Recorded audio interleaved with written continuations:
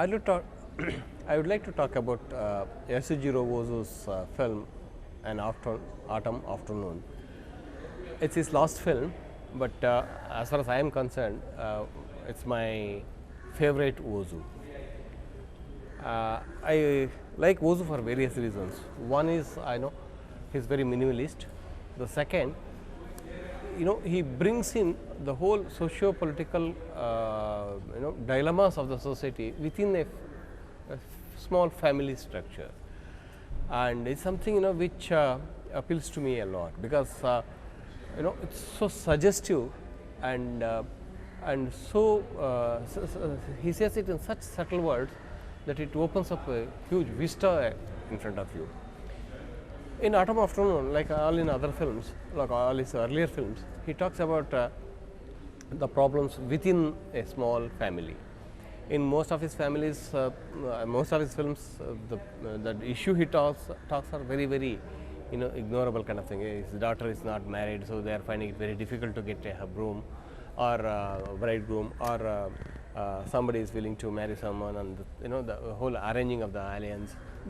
He talks in such smaller things, but as he starts unfolding it, then you suddenly realize there's a huge social drama behind this, and which is which comes through in these kind of small gestures.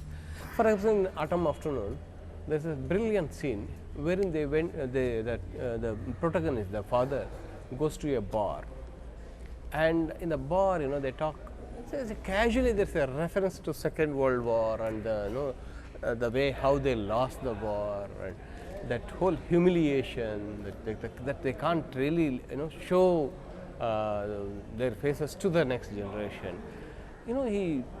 It's very casually referred, and he doesn't go deeper into it, or it doesn't make he doesn't give us the impression that he's going to make a greater analysis into the whole crisis that happened during Second World War.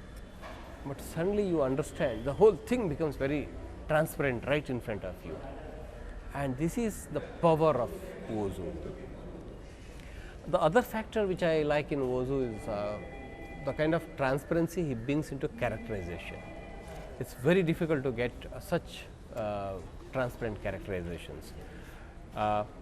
You, after watching a few films of Ozu, you get the feeling that this father I know, this daughter I know, this school teacher I know, and each and every the behavior, you do not ascribe it to that particular person, then you ascribe it to the society which has groomed these characters.